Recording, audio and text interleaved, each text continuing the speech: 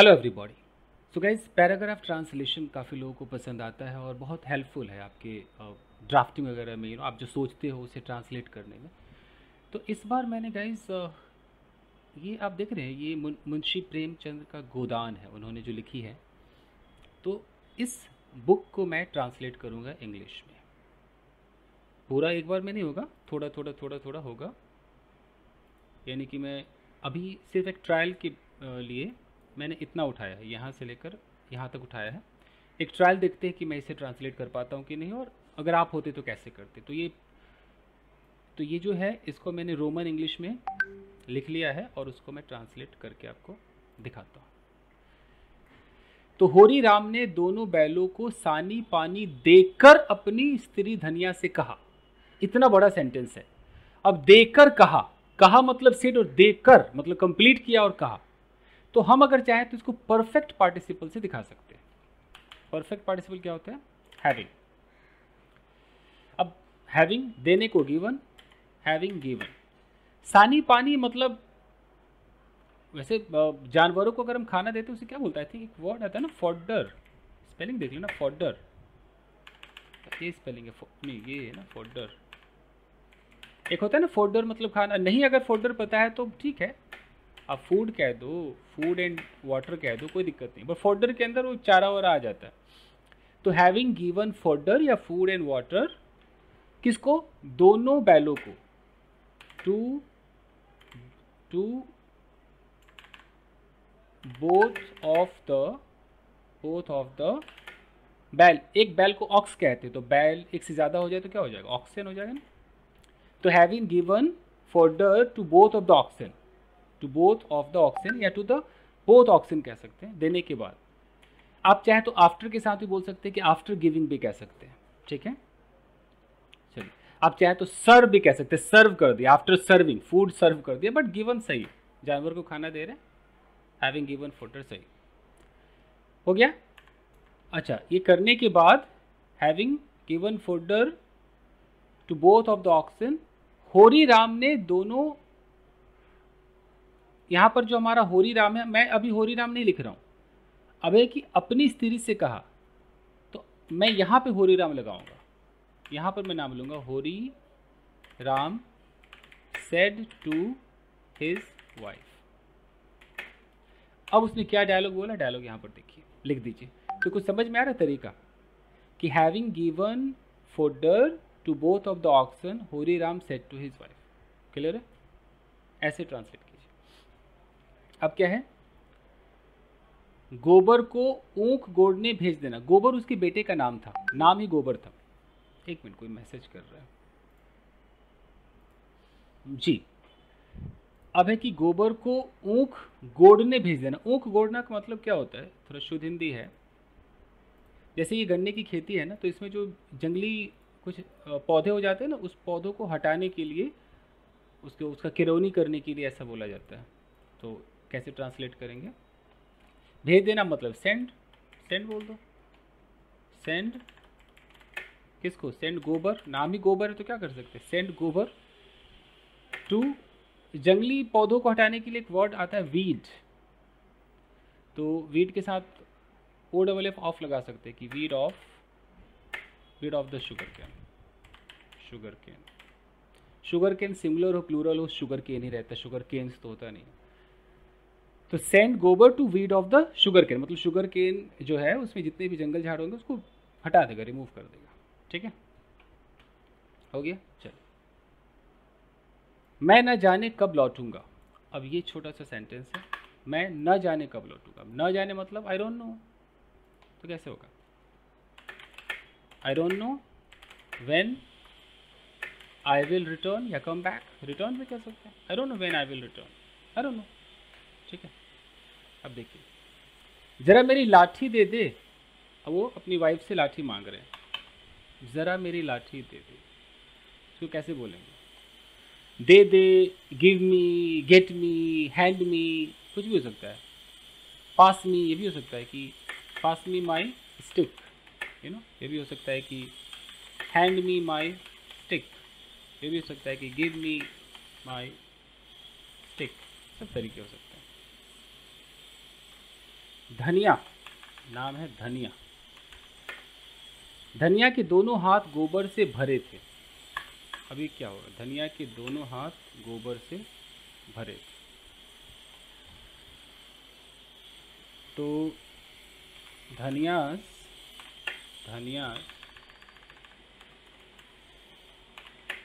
Both hands वर cover थे, मतलब भरे थे मतलब कवर्ड। अब कवर के साथ हम इन भी लगाते हैं और विद भी लगाते हैं। अगर ऐसा कुछ लपेट कर कवर कर दो तो कवर विद कर दो, अगर उसमें सने हैं तो इन लगा दो। तो हैंड्स वर कवर्ड इन गोबर से, गोबर होता है ना, क्या बोलते हैं उसको, डंग, डंग है, डंग, काउ डंग, बफेलो डंग। एक बार डंग को आप सर्च कर लीजिएगा। Dhaniya's both hands were covered in dung, गोबर से भरे थे। उपले पात कर आई थी, उपले पात कर आई थी। पात कर आई थी मतलब क्या, यानी कि उपले बना कर आई थी। ऐसे करके और ऐसे चिपका देते हैं, वो पातना होता है। उपले बना कर आई थी। शी हैड, लाई थी ये करके, शी हैड ऐसे कहते हैं, शी हैड जस्ट कम, ये भी तो हो सकता है। ट्रांसलेट करके देखते हैं कि she had just come having made dung cakes. Cake ही होता है, डंग केक बोलते हैं, जो डंग से केक, केक जैसा ही तो होता है उपले। आप लोग सर्च करना उपले को इंग्लिश में क्या बोलते हैं, डंग केक ही सही लग रहा है।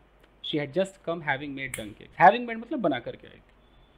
और देखते हैं, बोली, अरे कुछ रस पानी तो कर लो। तो बोली मतलब शी सेड, बोली मतलब शी सेड, क्या से बोली, कुछ रस पानी तो कर लो मतलब कुछ ब्रेकफास्ट ले लो, have some breakfast, have some breakfast. Okay, ऐसी जल्दी क्या है, ऐसी जल्दी क्या है मतलब इतनी जल्दी में क्यों है, कहाँ गए, ऐसी जल्दी क्या है, वाई दिस कोलाबेरी, ऐसी जल्दी क्या है, वाई आर यू, या तो वाई आर यू इन अ हरी, ये भी तो कह सकते हो, वाई आर यू इन अ हरी। तो ऐसी जल्दी क्या है मतलब तुम जल्दी में क्यों, वाई आर यू इन अ हरी। और कुछ हो सकता है,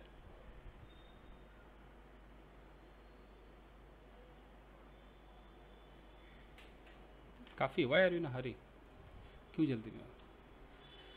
होरी ने अपने झुर्रियों से भरे हुए माथे को सिकोड़ कर कहा, तुझे रस पाने की पड़ी है, मुझे यह चिंता है कि देर हो गई तो मालिक से भेंट न होगी। इतना बड़ा सेंटेंस है। होरी ने, देखो होरी ने और कहा, ये तो हमारा हो गया, बट ये अपने झुर्रियों से भरे हुए माथे को सिकोड़ कर कहा, यानी कि अगर ये एक इंसान है,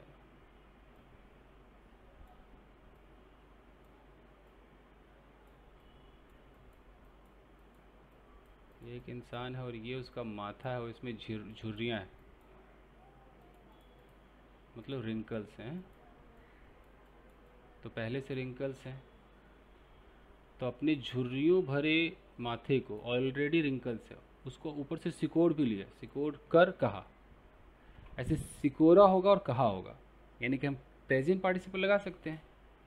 ओके, अब सिकोड़ने को क्या बोलते हैं, ऐसे सिकोड़े को ही ऐसे करे तो एक वर्ड आता है, गूगल सर्च करना है इसको, फरो एक वर्ड आता है, फरो, एक बार आप लोग सर्च कर लेना है, मैं मुझे जो जो याद आता है मैं बस लिख देता हूँ। फरो, फरो, तो मैं अगर प्रेजेंट पार्टिसिपल लगाऊँ तो आईएनजी लगा सकता हूँ कि फरोइंग मतलब सिकोड़ते हुए, सिकोड़ कर कहा ना। फरोइंग क्या है, अपने झुर्रियों से भरे हुए माथे को, फरोइंग हिज फोरहेड, फोरहेड को फरो किया ना। अब फोरहेड की विशेषता क्या है कि झुर्रियों से भरा हुआ था। अब इसको क्या बोलेंगे, या ऐसे कर दें, दो तरीके, या तो यहाँ पर एक मिनट जरा, फोरहेड ना, फोरहेड, मैं चाहूँ तो फोरहेड के इस तरफ ही एडजेक्टिव लगा के दूँ कि फरोइंग, फरोइंग हिज अगर मैं यहाँ पर इसका थर्ड फॉर्म कर दूँ, रिंकल का रिंकल्ड कर दूँ, रिंकल्ड फोरहेड, है ना, जैसे ब्रोकन चेयर को हम टूटी हुई कुर्सी कहते हैं, तो रिंकल्ड फोरहेड मतलब झुर्रियों वाला फोरहेड, यू नो, झुर्रियाँ पड़ी हुई है। अब फरो, फरो एक बार ढूंढ लेना, फरो का मतलब उसको ऐसे ऊपर ऐसे सिकोड़ा होगा, ऐसे किया होगा furrow, the furrowing his wrinkled forehead, ठीक है। तो झुर्रियों भरे फोरहेड को सिकुड़ते हुए, और सिकुड़ने की इंग्लिश क्या, अगर फरो समझ में नहीं आ रहा तो और क्या होता है, सिकुड़, ऐसे सिकुड़ देते किसी चीज़ को, क्या करते हैं, श्रिंक, श्रिंक, श्रिंक, देख लीजिए आप, फरो ढूंढ लो, नहीं तो श्रिंक अगर आपको लगता है तो श्रिंक करता, श्रिंकिंग है। चलो, कहा करते हुए गर्ल फॉरहेड, होरी ने कहा, होरी सेड, होरी सेड, कहा, क्या कहा, डायलॉग देंगे, the furrowing his wrinkle forehead होरी सेड, होरी ने कहा, क्या कहा, तुझे रस पानी की पड़ी है, मुझे ये चिंता, अच्छा यू, मतलब देखो, तुझे रस पानी की पड़ी है मतलब क्या कहना चाह रहा है, मीन्स तू रस पानी की चिंता कर रही है, तू नाश्ते की चिंता कर रही है, अरे मुझे तो कोई और फिक्र है, ये वाली फीलिंग आ रही है। You are concern about, you are worried about, ये सब कर सकते हैं, मतलब you are concern about, you are concern about breakfast, breakfast, मुझे यह चिंता है, यहाँ पर मुझे यह चिंता है कि अगर देर हो गई तो मालिक से भेंट ना होगी, मुझे चिंता है, आई एम, देखो मुझे चिंता है, आई एम वरीड, या आई एम थिंकिंग, इसमें सेंटेंस जोड़ना, मुझे चिंता है कि अगर देर हो गई, कैसे होगा, मुझे यह चिंता है कि अगर देर हो गई, अगर मैं यहाँ पर आई एम वरीड कर दूँ, आई एम वरीड, तो आगे हम क्या लगा सकते हैं, आई एम वरीड इफ आई, मुझे यह चिंता है कि अगर देर हो गई, अब वो की के लिए आप लोग सोच रहे हो कि यहाँ पर दैट लगा दो, हैं, कैसे होगा, वरी के साथ क्या होता है, अगर मैं कहता हूँ आई एम वरीड, तो वरीड मेरा एडजेक्टिव है ना, उसमें दैट कैसे लगा, अबाउट आएगा ना, आई am worried about what, about लगाना पड़ेगा, और अबाउट के बगल में हम इफ लगा सकते, नहीं लगा सकते, ऐसे दिमाग लगाना पड़ता है, या तो थिंकिंग से कर दो, आई एम थिंकिंग, ये कर सकते हैं। अगर मैं वरीड से भी देखूँ कि आई एम वरीड अबाउट, अबाउट के बाद मैं इफ लगा सकता हूँ, आई एम वरीड अबाउट इफ, ये हो सकता है। और अगर मैं आई एम थिंकिंग बोलता हूँ तो आई एम थिंकिंग, फिर दैट मतलब आई एम थिंकिंग इफ कर दो, दैट मतलब आई एम थिंकिंग इफ, क्या है कि अगर देर हो गई, इफ आई गेट लेट, अगर देर हो गई, इफ आई गेट लेट, तो मालिक से भेंट ना हो पाएगी, आई वॉन्ट बी, मतलब I will not be able to meet मालिक, मालिक मतलब क्या, ऑनर, बॉस, यू नो, तो मैं यहाँ पर मालिक को क्या बोलूँ, I won't be able to meet, यहाँ पर मालिक मुझे लगता है लैंडलॉर्ड होगा, क्योंकि ज़मींदार की बात है, तो मीट द लैंडलॉर्ड, लैंडलॉर्ड कर देता हूँ। देखिए मैं बहुत धीरे धीरे ट्रांसलेट कर रहा हूँ ताकि जो नए बच्चे हैं वो दिमाग भी लगाए, ऐसा नहीं कि मैं कुछ भी कह दूँ और आप हाँ हाँ कर दो, आप भी अपना सोचोगे ना यार कि सेंटेंस कैसे बन सकता है, तभी तो फ़ायदा है ना इस बैच, इस क्लास का, नहीं तो क्या फ़ायदा, ठीक है, कि भाई you are concern about breakfast, I am worried about, I am worried about, I am thinking if I get late, I will not be able to meet the landlord. Okay, ये है। मैं वो दैट और if एक साथ नहीं लगा सकता, मैं ये नहीं बोल सकता कि I am thinking that if, that और इफ कैसे एक साथ कैसे लगेगा, सोचो ना, दोनों कंजंक्शन एक साथ कैसे रखें? चलिए आगे देखिए, अगला है स्नान पाठ करने लगेंगे तो घंटों बैठे बीत जाएगा। स्नान पाठ करने लगेंगे, इसमें भी इफ लगा दो। वैसे तो इफ लिखा नहीं है, बट इस सिचुएशन तो वही है ना कि अगर करने लगेंगे तो घंटों बीत जाएंगे। तो इफ ही स्टार्ट्स, अब स्नान पाठ मतलब मान लो पूजा पाठ मान लेते हैं कि स्नान स्नान करेंगे। इफ ही स्टार्ट्स एवोल्यूशन होता है ना, जो हम नहाते धोते हैं। If he starts evolution and worshipping, पूजा पाठ, एवोल्यूशन एंड वर्शिपिंग, घंटों बैठे बीत जाएंगे। तो बैठे बीत जाएंगे मतलब इंतजार में बीत जाएंगे। So I will have to sit for hours. देख लो सेंस कैसे चेंज करते हैं कि अगर वो स्नान पाठ करने लगेंगे, if he starts evolution and worshipping, I will have to sit for hours, मुझे घंटों बैठना पड़ेगा। तो उसमें लिखा है घंटों बैठे बीत जाएंगे। अगर बिल्कुल ऐसा ट्रांसलेट करना है कि hours will pass sitting there, तो वो करना उचित नहीं लगा। मुझे लगा I will have to sit there for hours, यहाँ देयर लगा देता हूँ कि मुझे वहाँ घंटों बैठना पड़ेगा। I will have to sit there for hours, I will have to wait there, ये भी कह सकते हो। I will have to wait there, वहाँ इंतज़ार करना पड़ेगा। फॉर आवर्स, यहाँ फॉर का मतलब है घंटों तक के लिए इंतज़ार करना पड़ेगा। ठीक है, चलिए।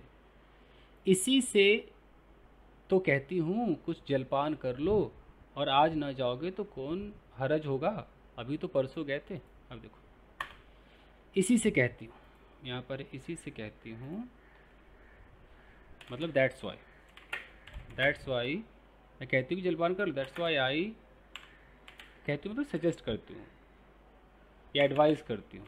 That's why advise you, advice हो सकता है। That's why advise you to have breakfast कर लो। आज ना जाओगे तो कौन हर्ज हो जाएगा। If you don't go today, तो कौन सा हर्ज हो जाएगा। हर्ज मतलब कौन सा नुकसान हो जाएगा। If you don't go today, तो how will it harm you, कौन सा हर्ज हो जाएगा मतलब कि कैसे तुमको हार्म करेगा। If you don't go today, how will it harm you, how will it affect you, या how will it adversely affect you भी हो सकता है। ठीक है,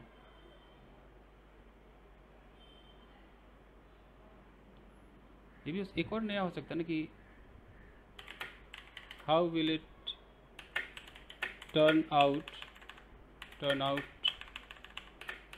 to be bad for you, ये भी हो सकता है। How will it adversely affect you. नहीं, कई तरीके। अभी तो परसों गए थे, इसको यहाँ से हटाते हैं, यहाँ पे डालते हैं। अभी तो परसों गए थे, यू वेंट देयर, तुम गए थे मतलब यू वेंट देयर। कई लोग के मन में आएगा यू हैड गॉन देयर करो, तो नहीं, इसकी जरूरत नहीं। You went their day for yesterday, you went, हमें याद दिला रहा है, you went the day for yesterday, why do you want to go now। तो गाइस आप देख सकते हो कि किसी चीज़ को अगर कोई बोले कि सर हिंदी अखबार को ट्रांसलेट करना सिखा दो, हिंदी में जो लिखा है एग्जैक्ट कई बार ट्रांसलेट नहीं होता है, कई बार होता है कि हमें उसका समझना पड़ता है, किसी और तरीके से चेंज करना पड़ता है। ये सच्चाई है गाइस। चलिए, थैंक यू वेरी मच, आज के लिए इतना ही, मिलते हैं अगले एपिसोड में। Thank you very much.